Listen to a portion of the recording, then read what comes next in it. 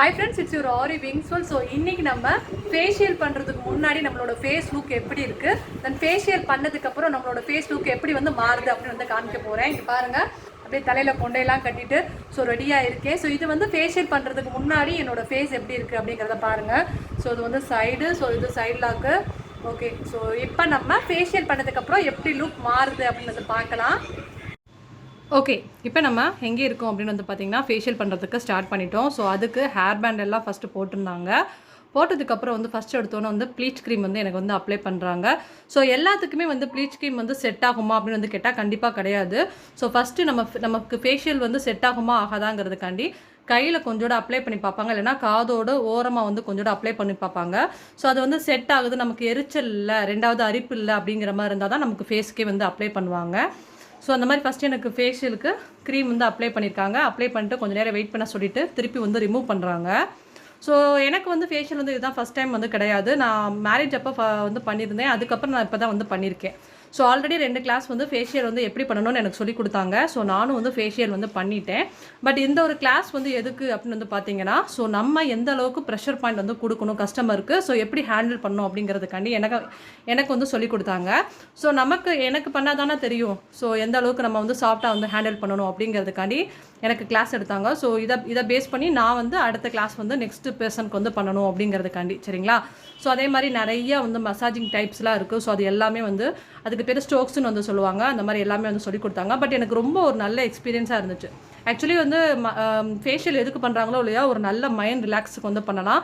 செம்மையாக வந்து தூக்கம் வந்துச்சு. நான் தூங்கக்கூடாது அப்படின்னு வந்து மனசில் சொல்லிக்கிட்டே இருந்தேன்.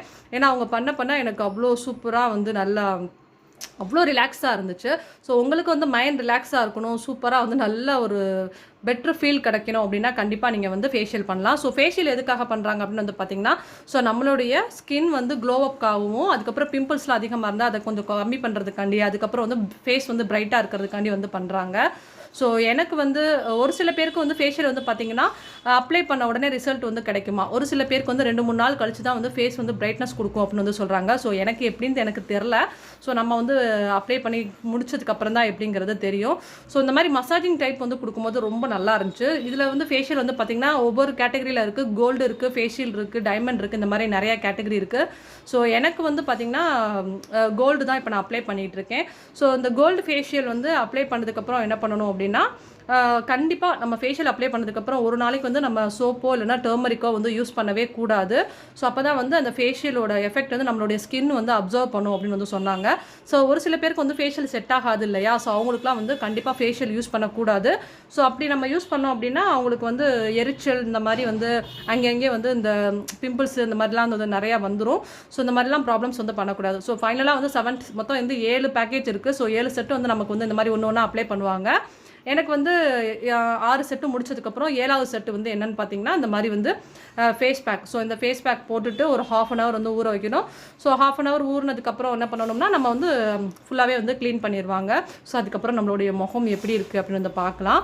ஸோ இது எல்லாமே வந்து மெத்தட் வந்து நமக்கு நல்லா வந்து சொல்லி கொடுத்தாங்க. எனக்கு நல்ல குறிப்பாக வந்து எனக்கு ஃபேஷியல் எக்ஸ்பீரியன்ஸ் ரொம்ப நல்லா இருந்துச்சு. கிளாஸ் அட்டன் பண்ணுறது ஒரு பக்கத்து இருந்தாலும் எனக்கு அவங்க ஃபேஷியல் பண்ணது எனக்கு ரொம்ப குதூகலமாக இருந்துச்சு.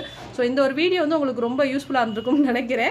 ஸோ பாருங்கள், நான் எப்படி இருக்கேன், அப்படியே ரொம்ப பயங்கரமாக இருக்கேனா, பார்க்க பேய் மாதிரி இருக்கேனா அப்படின்னு எனக்கே தெரில. சரி, இருந்தாலும் இந்த ஒரு வீடியோ உங்களுக்கு யூஸ்ஃபுல்லாக இருக்குமே அப்படிங்கிறதுக்காண்டி தான் சரி எடுத்தேன். பட் நல்ல ஒரு எக்ஸ்பீரியன்ஸுங்க. ஸோ நம்ம வந்து ஒரு நல்ல ஒரு பிரைடலுக்கு வந்து பார்த்திங்கன்னா மேக்ஸிமம் எப்போயுமே எல்லாருமே கேட்குறது வந்து ஃபேஷியல் வந்து கண்டிப்பாக வந்து கேட்பாங்க. பிகாஸ் வந்து இப்போ முகூர்த்தம் யார் பண்ணாலும் வந்து கேட்குறது வந்து எனக்கு ஃபேஷியல் பண்ணி த்ரெட்டிங் பண்ணி அதுக்கப்புறமா வந்து தான் எனக்கு வந்து பிரைடல் பண்ணுங்கன்னு வந்து சொல்லுவாங்க. ஸோ இப்போ ஃபுல்லாக முடிஞ்சிருச்சு அப்படிங்கிறனால எனக்கு அப்படியே செம்மையாக அழகாக க்ளோவிங்காக ஃபேஸ் தெரியுது அப்படின்னு அவங்க சொன்னாங்க. பட் நல்லா தெரியுதா இல்லையாங்கிறத நீங்கள் தான் வந்து சொல்லணும். ஓகே, பாய்.